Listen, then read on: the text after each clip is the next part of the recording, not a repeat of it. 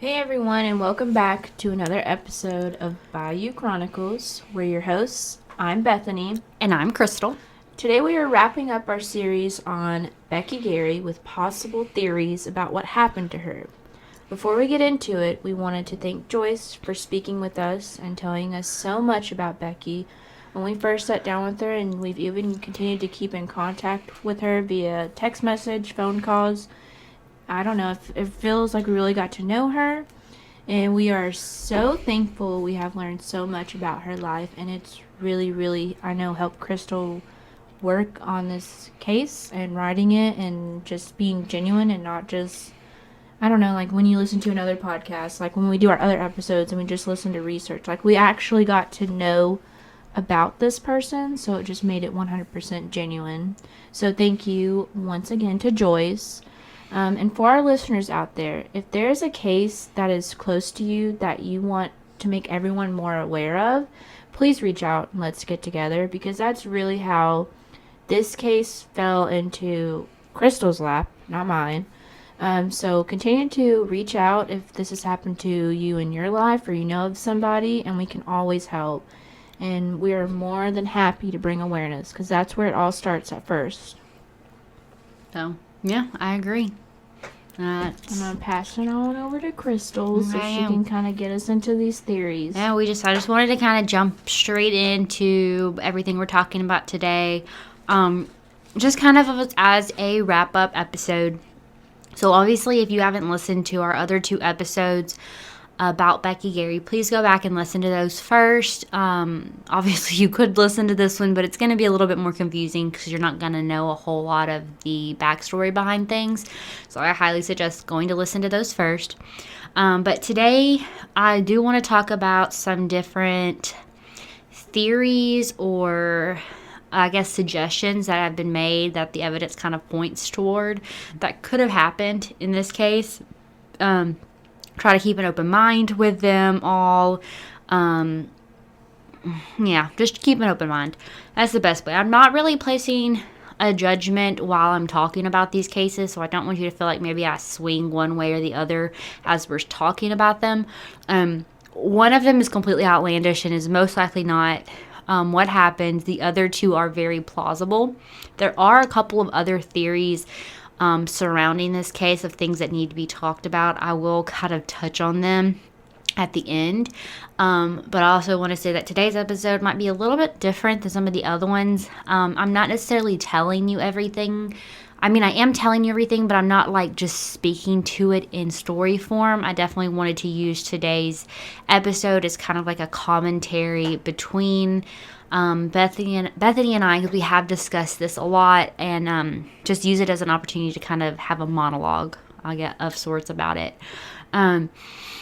So I'm just going to start with the first one. I guess you could say this one has a lot of evidence for it as well too, but at the same time it does leave a lot of questions. So one theory that has been tossed around is that Becky actually ran off with a woman that she met while working at a coffee shop cafe called Nyland's, is how I believe that's what it said. Again, I'll say it 15 million times in this whole thing. Those notes, the case notes, are so bad. Like, I'm guessing at this name. But at least that's what I could make out. I do not know if this is the same cafe, though, that Joyce mentioned to us that Becky went to a lot. That's where my mind went to. That's where mine went to, because I know she mentioned that, and then we have the notes of where Becky's former boss went to this cafe looking for her to see if she was there. Like, they even asked for her. They're like, she hasn't been here. Yeah, she hasn't been here. So I don't know if this is the same one or if this is a different one. Interesting. And I'll kind of go into a little bit of detail why later, but like I can't tell you one way or another. Someone else might know out there, but I just personally don't. So, but according to a report that was filed with the police in February of '89, so just a month after she was officially declared missing, about 2 months after her family says that she is missing, a man by the name of Mr. Powers of the CPS called police to let them know what he think happened. And he told them that at the time, Becky the time that she went missing, that there was an active complaint and investigation from CPS open on her. Basically, someone had reported her to CPS because Jamie, her daughter, was being allowed to walk the streets late at night. And I'm kind of reminding everybody and reminding you too, Bethany, that like Jamie was 12 at the time. And I was like, but I thought about it and I was like, if you're the child of a single mother, then you might not, like if you're not the child of any single parent, you might not get this. But like most kids that have a single parent are very independent and they do a lot of things for themselves, especially if your mom works a lot. So, to me, being 12 and walking the streets at night is not super concerning. But it would be if it was like 2 o'clock in the morning. I feel like it's the area that they were staying at that makes it a little concerning to me. Yeah. I mean, we know that area. Mm.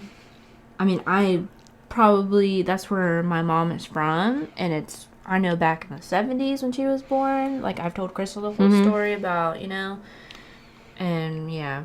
I mean, yeah, but also what is late at night? If this was in like November, December, it gets dark at 5 o'clock. Also, so like, it could be 8 and she's walking. School nights or the weekend? Yeah. Like, is she walking to the store from getting food because her mom is working? And mentioned that Becky was working at this time as like a waitress at this cafe. Like they're probably open late, so maybe she's working late and Jamie was walking on her way home from eating there or doing something. Like, we don't really know. So, I mean, I get that somebody was probably looking out for more safety reasons. Yeah, I can't fault him for, like, reporting that. Mm-hmm. But, yeah, we don't... She like, very well could have been I guess basically what I'm saying is I'm trying to just say don't automatically think just because someone has a CPS report out on them or an investigation that they're a bad parent. Like, sometimes it can just be miscommunications. Oh, people can call just because they're like mad at you. Yeah, so like, and she definitely had people mad at her. So no one knows. Either way, Becky had this open out her own, basically is what I'm saying. So this was active, and Mr. Powers, was communicating this because he thought it might have been of importance.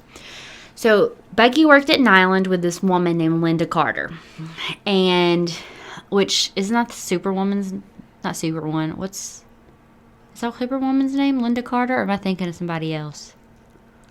I don't know. I want to. Hold on. I don't know. You keep going. I'll Google.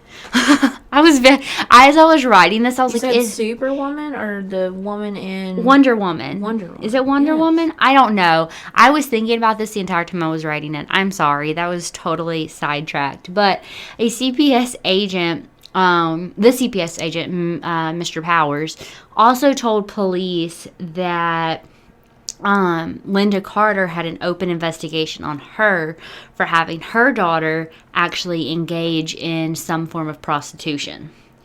Now, he mentioned that the police investigated this claim, but nothing was found. So, I mean, it wasn't proven that her daughter was in any kind of prostitution, but is what it is. Now, Mr. Powers told police that Linda was living with this man named William Bill Weedling, and he was from Indiana. So right before Becky went missing, the cafe closed down. Like, they just went out of business. And Linda and Bill packed up and left to go back to Indiana. And now Mr. Powers claimed that he just assumed that Becky went with them. So.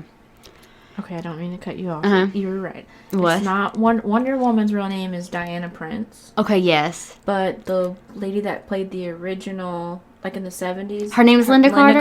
Okay, I knew it had something to do with Wonder Woman. But then I'm like, that's not Wonder Woman's like name. No, that's the actress. Yeah, okay. Right. Okay, my brain knew something. Thank you for that. There's a little nerdy fact of the episode. Yes, original Wonder Woman was Linda Carter. I feel like more people know that, but it was not connecting for me. But anyway, so Mr. Powers claimed that Becky just up and left with him. Now, in the notes, I am going to say this too, the notes that we received, that has that police report, it just kind of ends there, and I don't necessarily know if it ends there because there's other pages we didn't get, or if that's just like the extent of the like what they filed. That's kind of like what I got, because it seemed like it was a very in summation thing. A lot of it is so missing that I don't even know. I don't even know not either. even just that part. Yeah, but what confused me is he never really gave, or this person that reported and took down this report never really gave a reason why Mr. Powers felt that Becky went with these people. Like, there was no reason. How does he know all this? That's what I wanted to know. How does he know? It really feels like somebody just trying to, like, get her in trouble. Or I'm not going to be the conspiracy theorist, but, like, I wonder if it was even something like somebody just called to make up the story to lead people down another trail, you know? Oh. So, it was very weird, because in the notes, it's literally just listed as Mr. Powers. Mr. Powers called and said... Before she disappeared or after? After. It was in after? February. Why even call? I don't know. She's gone. Like, she's missing. Well, he called to say that's where he thought she went. And he called to let them know that there was an active case that's just against her, and he just assumed that that's where she went. That's a little too It's weird. much. So anyway, this wonderful lady named Kim, who has been helping out Joyce with her own investigation of where Becky went and all that, she actually is who got access to some of the case files. And she has since been working to try and get some answers herself. So she actually reached out to the daughter of Linda and learned that Linda has since passed away. Linda's daughter, Crystal, told Kim that she doesn't remember Becky, doesn't remember anyone named Rebecca, doesn't remember any of her mom's friends from that time. She doesn't know anything. Like she said, I just don't know. So Kim actually told me that she was planning on reaching out to other members of the family to see if she could get anyone to talk. And I think when I spoke to her, she told me that she had messaged Linda's sister on Facebook or something like that, but hadn't received a reply yet. Kim believes that this couple is the best lead at the moment. Like, she thinks that... You think her daughter's lying, or she genuinely does? She didn't say that. Kim did not say that, so I don't know. I mean, like, I feel like if it was one of your mom's good friends, you would know about Yeah. it. I mean, look how young the boys are, and they, like, know... They're like, when's Crystal coming in? Yeah. Like, and I know when they're older, they're going to remember Crystal. Yeah. So, I don't know for this one, but Kim does believe this is the best lead. To my knowledge, she is still investigating this angle. I know for Joyce, I don't want to say she like is 100% on this. She just thinks it is a possible scenario, but she also doesn't believe that Becky would just up and leave Jamie. And that's the thing for this one, is why would she just actively leave Jamie and abandon her? It just seemed a little weird. What do you think? I just don't see her. I just never thought that. I don't know. That never crossed my mind when we were sitting down talking to Joyce. That she would just leave her? Left Jamie. The only time is, I don't know if you're going to talk about it, like when I got like probably way too personal with Joyce. And that's when she brought up like that her and her mom were really wanting Jamie to come live with them. Mm-hmm. And like Becky did not want that. Like she wanted Jamie with her. So like my mind was only like, the only reason she would leave Jamie is if she had to. Yeah. Like she 100% had to, or somebody took her. And that is why I felt like the fact of her taking Jamie and putting her on a bus and sending her to Shreveport, that was her saying, I don't have anything else left to do but send her to where I know she's safe. And that's just how I mean, I don't know Jamie and I don't know Becky. And why would she send them from what we do know, to come get her and her stuff if she was planning on leaving? Yeah. Like, if she was planning on going with this couple, why would she actively want... I just never got that vibe. Neither did I. I could be, like, so listen, wrong, I could be totally wrong. But I just did not, like... It doesn't make sense. Just as much as she, like, wanted her daughter with her, like, throughout the years, even though she was such a free spirit, it doesn't make sense to me either. So, this whole theory... I can see where the allure of it comes from. You have this mystery couple. You have this man who's from Indiana, and they were all friends, and they left. Maybe Becky left with him, but I can see it and I can understand wanting to go down that rabbit hole, and maybe there's a part of this situation that I don't understand that I'm missing, but it just doesn't, like, my gut just doesn't feel like this is going anywhere. Like, I feel like it's just like a red herring, and like it's just a rabbit hole at this point. I don't want to toot our own horns, but I always feel like our guts normally. Well, I feel like anyone's lead gut us. Yeah. is like, it's like you have this natural instinct, and whatever your gut's telling you first, I feel like sometimes you need to listen go to it. with it. But I do think that this pathway is 100% worth going down, because you might find something that, you know, either completely dismisses it and we know that that's not that's not an option anymore, or it could lead us to something that was. She very well could have gone with them, or like whoever this Mr. Power saw, but it might not have been willingly. Oh yeah, 100%. So now on to the next one. So this is the one I told you is very likely not to have happened, but you never know. So nearly 10 years ago, a serial killer named Samuel Little was arrested, and he confessed to a disgusting amount of murders. Like, a disgusting amount. He killed all over the United States. I do want to cover him one day, to be honest, but I feel like it's either going to be a very long episode or a series of episodes. But during the investigation into Samuel Little, he actually admitted to this, like, to several murders, and a lot of them are Jane Doe's. So they knew that he was guilty of like a handful of them. But as they were interrogating him, he ended up just being like, well, I killed this person too, and this person, and this person. And some of them he knew names for, but for 26 of the people or women that he admitted to killing, he actually drew a picture of them. And he drew a picture of each and every single one. And one of them looks very, very similar to Becky in appearance. And I remember Joy showing it to us, but I wanted to show Bethany again so that so we could talk about it. So this is the picture. I will put it up also on Instagram, Facebook, and everything where everyone can see it. But this is the picture that Samuel Little drew.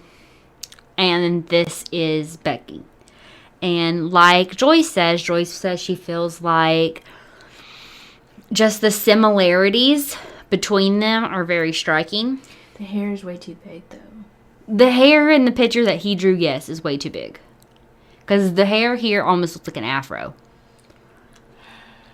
But for me, it's the eyes.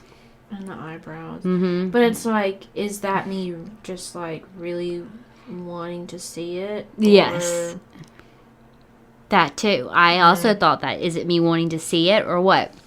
So the only way that Joyce and her family were able to know 100% without a doubt that this picture that he drew of a Jane Doe that was discovered outside of New Orleans was not her sister was the fact that just the dates don't match up.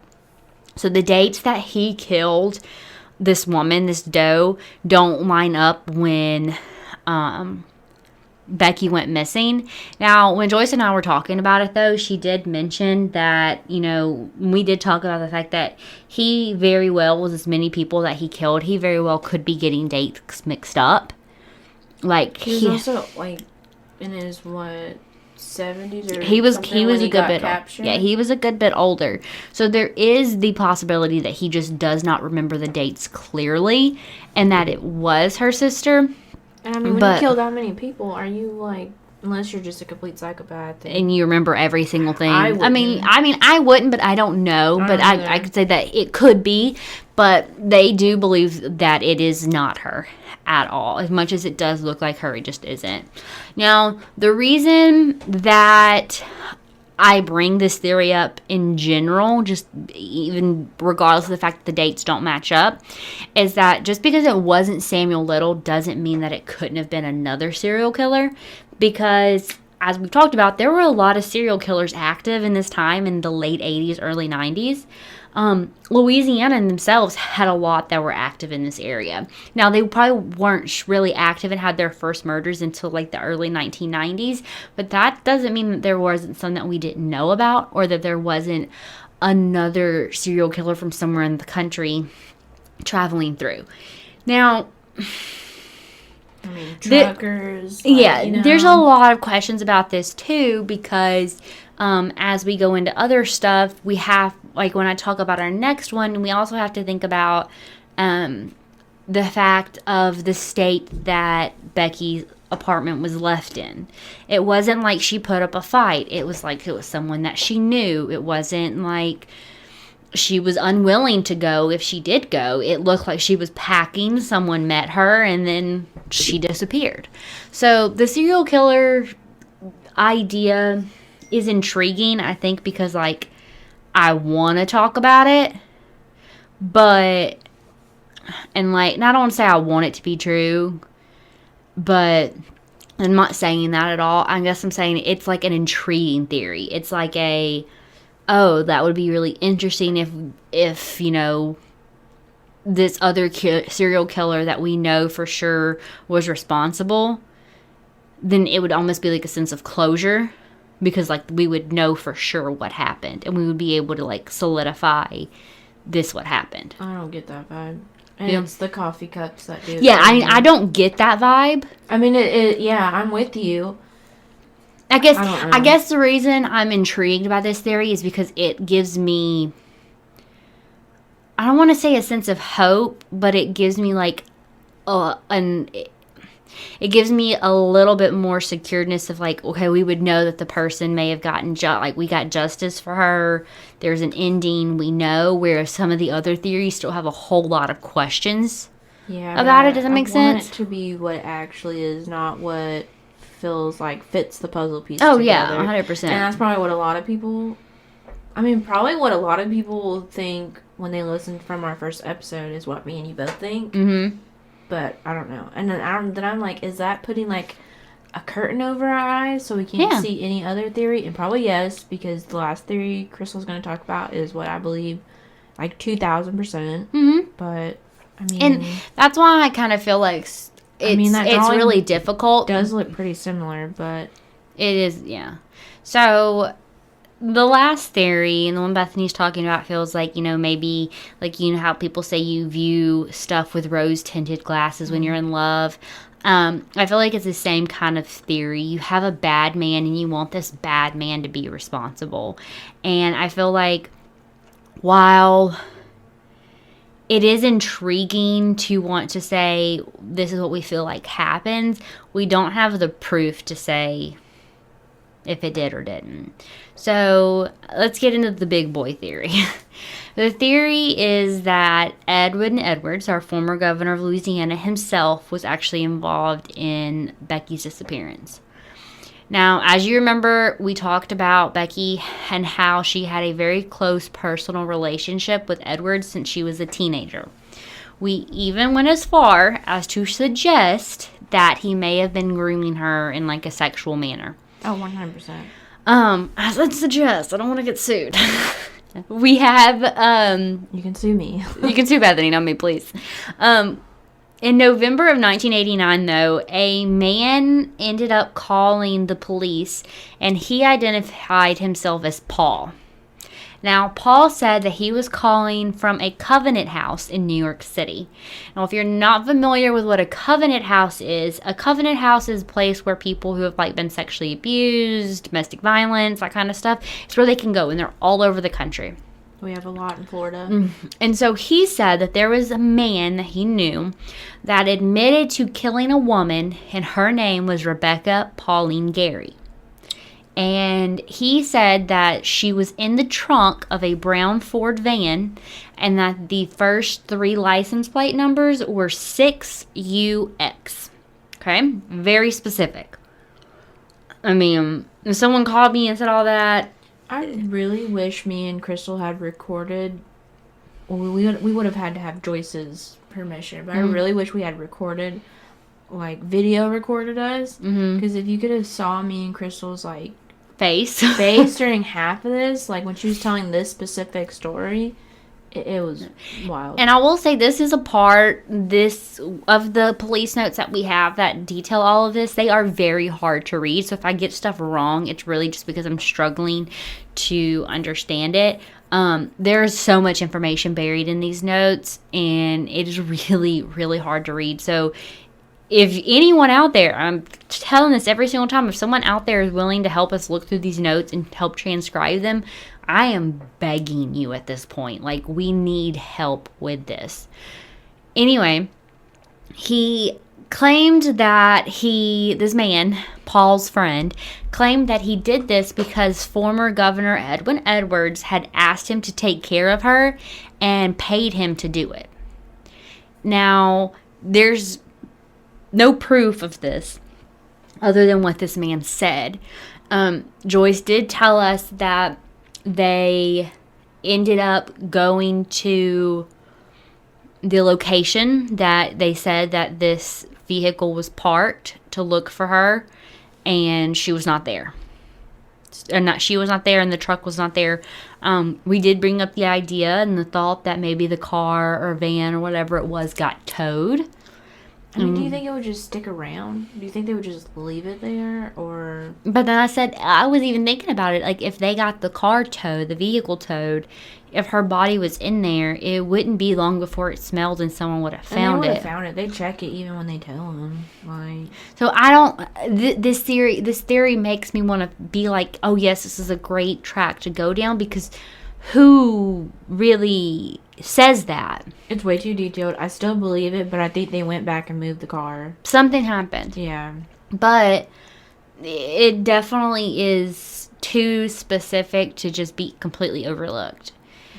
So now when police talk to Edwards, not necessarily in this situation, but in general, when they talk to Edwards about his connection to Gary, he was very quick to just respond by giving police letters that Becky had written to him over the years. And he tried to frame her as this woman who was just obsessed with him, that stalked him. And to me, that's unfair. And that seems very much like something that a politician would do. It's very one-sided, and it's always like anything that happens with a woman, like, oh, she was she was obsessed with me. She was a stalker. stalker. She was a stalker, and it's like, well, we want to see your letters, Mm-hmm. you know? Mm-hmm. She didn't just keep writing to you and not get anything back. Why would she keep sending letters? And you know? something else that I also thought about after the fact that kind of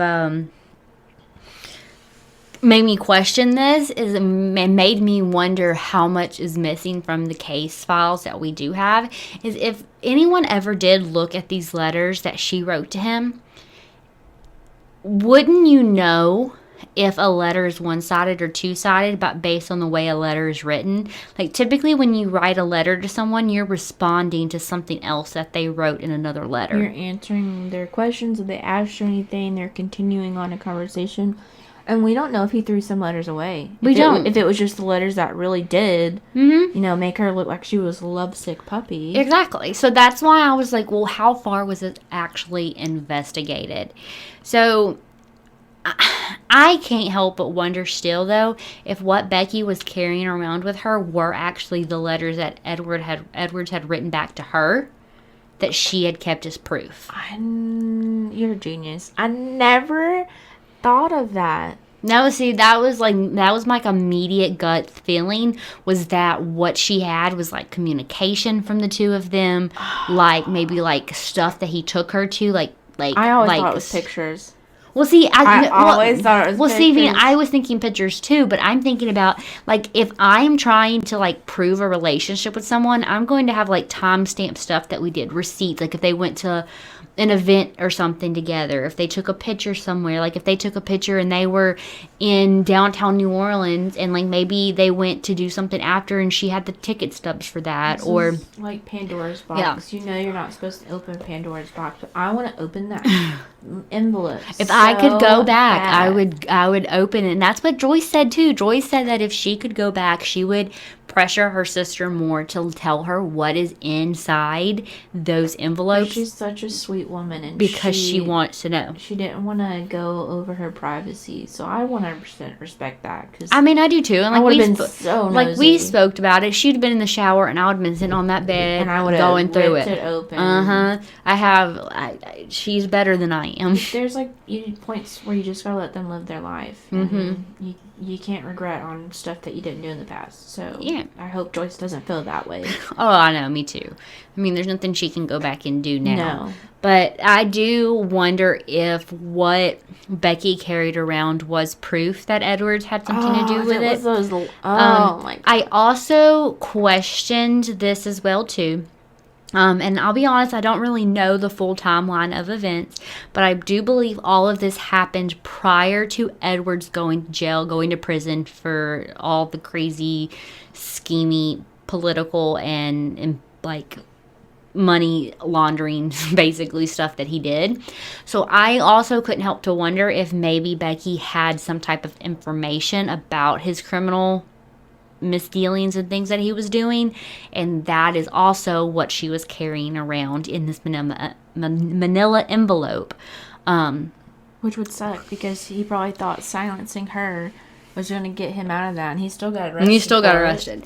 So I mean, again, I don't 100% know if there was like a timeline of events that someone could maybe map out a little bit better for me, but that is something that I immediately thought of, that maybe she did know about this. She spent a lot of time with him, so I mean, that's one thing I could think. for a lot of years. Yeah. From as far as I know, though, the police never investigated anything about that from this angle. But again, like, I don't truly know because of those files being missing, from what Kim had asked for, because I know that she specifically asked for like everything, but they only gave her so much. So I don't know if someone else could go in and ask for everything but these specific files, or if they gave her everything that they legally could, but I don't know. Now,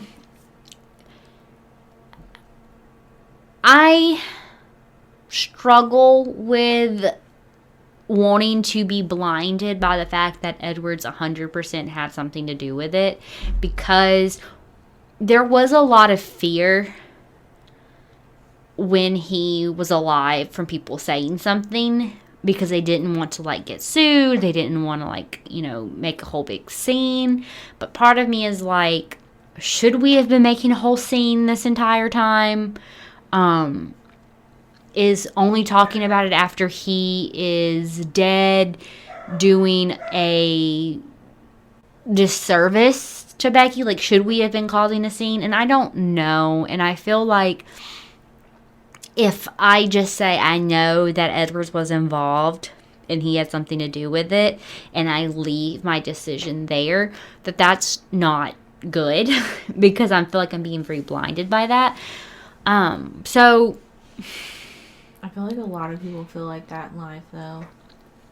Yeah, but I feel like when I close myself off to other situations and theories, I might be something else that might be blaring and like looking me in the face, I'm ignoring because I'm so intent on this. My reasoning for saying all of that was, there are some things that you do have to question, and I'm going to like just throw out some theoretical questions and you can answer them if you feel free to. Okay. But to start us all off, if Edwards was responsible, like this man claims, like he paid this man to kill Rebecca, my question is, why? Why would he want her killed? I mean, there's one question, but we said we wouldn't talk about it. I know. That's a huge one. I know. The question He had a wife and other... Yes. You know? Yes. The question that I know it seems very like we're hinting around something, and we kind of are, but we decided very early it's not our place to talk about that. And if we ever get permission to talk about it, we will, but... Just because this person doesn't like to talk about... I mean, she talks about her mom, but she doesn't like talking... She doesn't really... I don't know. She's not like Joyce. Yeah. So it's not our place to discuss things that we haven't explicitly been given permission to talk about. Yeah. And until we are, or if we ever are, we're not going to discuss that. So it's nothing. But yes, what Bethany, you were saying, I 100% feel like could very well be a situation, but it could be like what I said. It could be she was involved in his criminal dealings with stuff. Mm-hmm. It could be that that, since they'd been having this sexual relationship since she was a young teenager, did she just get too old for him? Like, was her being in her 30s just too old for him? Well, his wife is like... His second wife was a lot younger. Yeah. So like, is that what it is? Like, she eventually got to the age where he didn't like that anymore. Probably. And she was still like, maybe in love with him or had some type of infatuation. And that's why he tried to frame her as crazy. It was because he just wanted to get, be done with her. And then I don't know, maybe she tried to blackmail him and say, hey, I know all this information and I can ruin your career with it. And he retaliated. I mean, I don't know if I'm on a blackmail side. I'm not necessarily on a blackmail side either, but I'm just... It's a good... Yeah, I mean, we have to look at all sides of it. The only reason I don't say blackmail is because of how scared she was of the envelope. Oh, yeah. And that makes sense. Like, she was scared and did not want to let that out of her sight. It wasn't like a vindictive, I'm scared. It was like, I'm genuinely terrified if I go missing, this envelope explains it all. Yeah. Now, I guess what I ask a lot of, too, and like we were saying, is like there just needs to be a reason why Edwards would want her gone if he is going to be the main suspect, I guess, going forward. Like, I feel like I need to know what his reasoning was. Like, what did she have that would make her such a threat to him? So I'm honestly surprised he never spoke out about her. I mean, like, even when he was in prison. I feel like he would, and I feel like a lot of people, especially the family, were hoping for a deathbed confession. Yeah, that's what Joyce said. Yeah, she said that was what she was heartbroken when he didn't. And I feel like at the very least that could have happened. And no one told anybody. He could have died with just family and told someone in his family and they kept it a secret. Very well could have happened. And we may never know.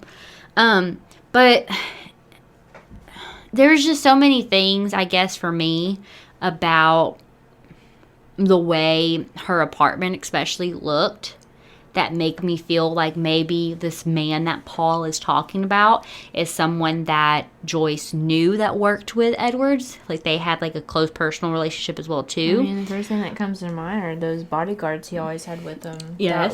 They that knew loved her. Becky. Yeah, like, they hung out with her. I don't necessarily know that the same bodyguards that he had when she was 18 that she would have had in her 30s, but... he may have, or he may have just had ones that were around so much that she knew them. Yeah. And that's what happened because her apartment had no signs of forced entry. No signs of a struggle. She obviously made a coffee for someone. Two coffee cups were sitting out. Coffee pot was on. So she obviously made coffee for someone, and they came in. She let this person in. They obviously would have seen that she was getting ready to go somewhere because... of her bags were packed and her things were getting ready to go, and the landlady said that it looked like she was moving, which she really was because her things were packed up.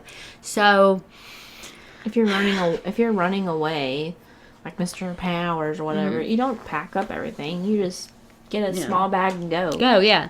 So one other another theory that we had actually talked about with Joyce, and I remember Beth brought this one up, was the theory of maybe that she is in witness protection somewhere. Yeah, this is where I honestly thought Joyce was gonna ask me to leave because I started asking a lot, and it's probably just, I don't know, it's like something possessed me, and I just started asking a bunch of really personal questions and stuff, and she even told me she's never thought about that, but it just made sense. But then at the end where we're like, why hasn't she come back? And that was, Joyce asked that, and I was like, that's a great question, and I don't have an answer to it, and I kind of felt bad when we left because I was like, I hope I didn't give Joyce some kind of false hope that her sister's out there in witness protection, but it generally came to my mind. And I was like, should I mention it? We're sitting here just bouncing around ideas. Then I was like, that's a good question. Why hasn't she come back? I mean, he passed away. Yeah. But then this is the part where I really thought I overset my balance, and I was like, she might have started a whole new life. A whole new life. She might have a husband. She might have children. And maybe she's just embarrassed to come back. Or then she has to explain to, her family. Yeah. And then what if she's still afraid that there's other people? Like, you can't think that Edwards was the only one out there that was doing this sketchy stuff. She might had information on a bunch of other people in office. So, I don't know. I mean, it is a perfectly plausible theory to me. It made me really sad for Jamie, though. And that's why I felt bad for bringing it up. But it was like, it really, like, popped up in my mind. And I felt like I had to say it. Yeah. So...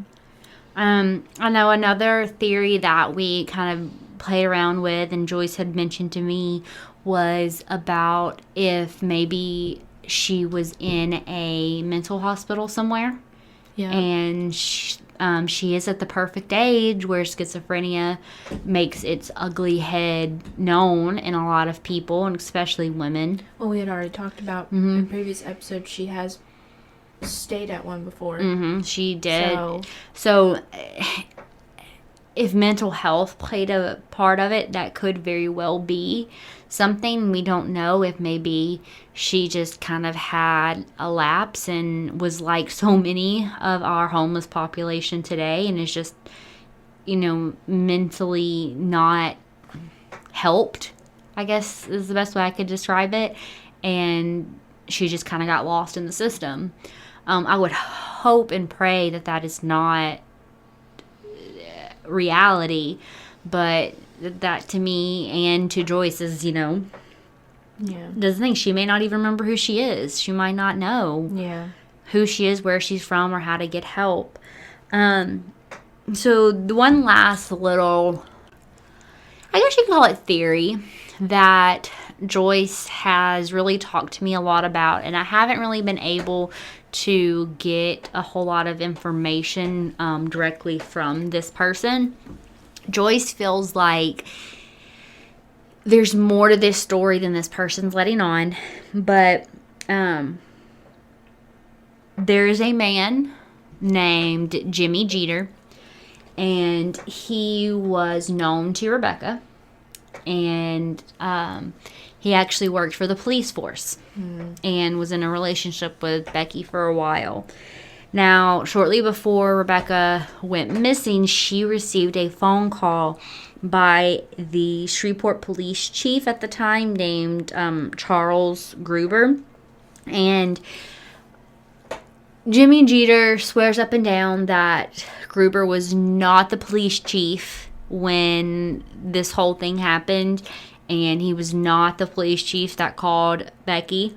But if you look up the Shreveport police tenure stuff, he was the Shreveport police chief until 1990. This was actually a man who caused a lot of drama in Shreveport because he was our first non-native police chief. He was actually from up north, and I found headlines of people saying, like, calling him a Yankee and how this Yankee is ruining the area. It sounds like the South. Yeah, it was really rough. There was stuff talking about how he was the right police chief at the wrong time.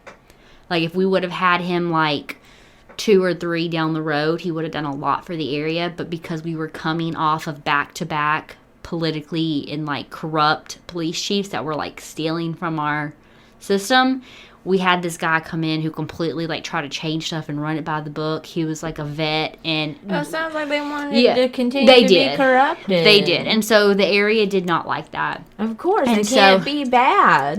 Exactly. They can't go rape people in their... Yankees. They can't go rape people in their houses anymore. How dare you be good human beings. So, Gruber called Rebecca in, called her, and had her interrogated about all the policemen that she knew and what they were up to, and just, like, all of the bad stuff that they had basically been doing. Like, they were just trying to, like, get this information out of her.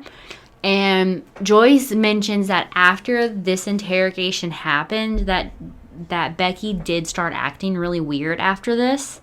And she did feel like she was a little bit more suspicious after this. I suspect that maybe Becky did tell Gruber a lot of information about these police that were doing very corrupt things, because it seemed like he was trying to clean house. What if it wasn't even that, though? Like, what if he wasn't the one that specifically interviewed her? What if the ones that, had done what they did were the ones under, and they're like, if you say anything, we'll do X, Y, Z. So then from then on, she was like, I'm in trouble. You know, or like maybe he tried to like make her a CI. Maybe. And then just made her uncomfortable. Yeah. So that is another theory too, that maybe someone found out about this, and that is why she was scared too, because she was. It wasn't just happening. Think snitching. Of how many girls in town. It wasn't just her. Mm-hmm. So that's another theory too. So those are really the big ideas about what could happen. Again, like we said, none of these have been really fleshed out enough to even know one way or the other. They're really and truly just theories.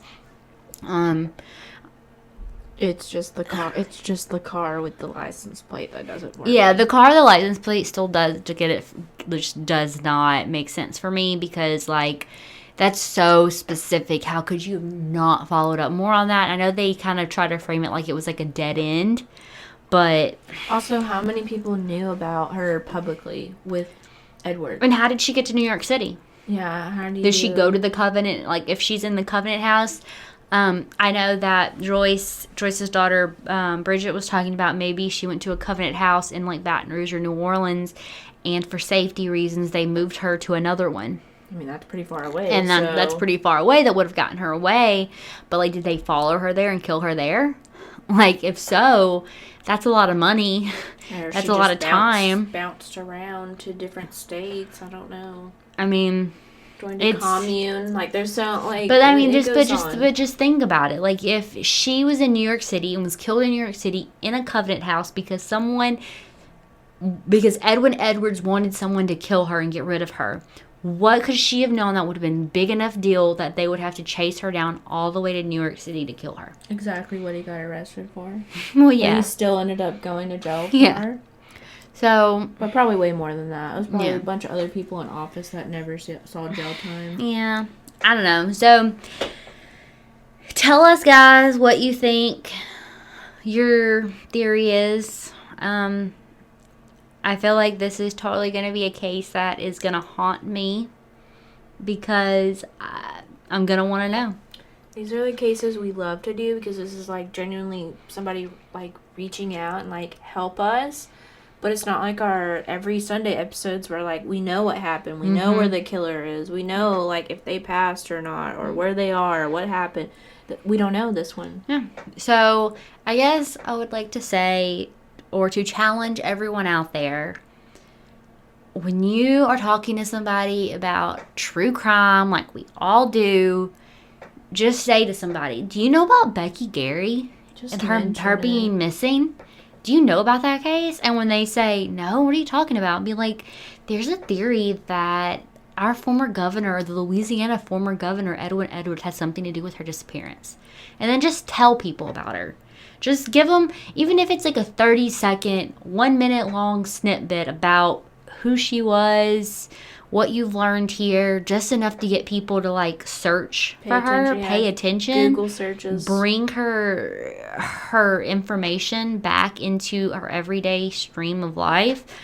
Do it. Just bring it up. And that's the very least that you could do. Like, you might not be able to help us with transcribing the notes, and you might not be able to help us with any information that needs to be done. You might not be able to help us with getting access to more of the case notes, but you can help us by sharing her name, sharing her story, and just making sure that the memory of her is alive and that we are doing everything we can to find what happened to her. Because there's, like, she's not going to be the only Becky out there in the world. Oh, far from it. If you get what I'm saying, like, not just her name specifically. There's a lot of stuff like this. If what we think happened is because a lot of people just sweep stuff under the rug. Mm-hmm. So, yeah, definitely. Well, I think I'm going to end it there. There's a million other things we could probably talk about, but I hope we did everything about Becky justice. If we ever get any other updates, it is definitely something that we obviously will update you guys on, even if it means a quick 15-minute just recap of something. But yeah. Yes, Joyce, I'm sure you're listening to this, and if you are, I just want to let you know that I am so appreciative of all your time talking to me. Please do not hesitate to give me a call if you need to talk about her, if you have any other information you just want to dissect with someone. I still am good if you want to go down to Baton Rouge and storm the 100%. police department and just say, hey, give me my records. I will be there with you. I'm always down to storm any police department. Oh, yes, 100%. So whatever you need from us, please don't ever hesitate to reach out. Just anything that we can do for you guys, for your family. And we're just going to keep trucking right along with you, looking and searching for justice. And just figuring out what happened and where's Becky. Yeah. Where's Becky? That needs to be on a t-shirt. Yeah, where's Becky? Yeah, with her picture. Mm-hmm. The one that looks like that doodle. Yes. Yeah, where's Becky? So, well, that's all we got for you guys. We really appreciate you listening. We hope you have a great day. It is my birthday when this episode comes out. So I hope I'm having a great birthday. I'm sure I am. She is. But we love you guys. Do something nice for someone this week. Go out there, be awesome, and take care of the people you love. You only get them once. Yep, you only get them once. Yeah. Okay, guys. Bye. Bye.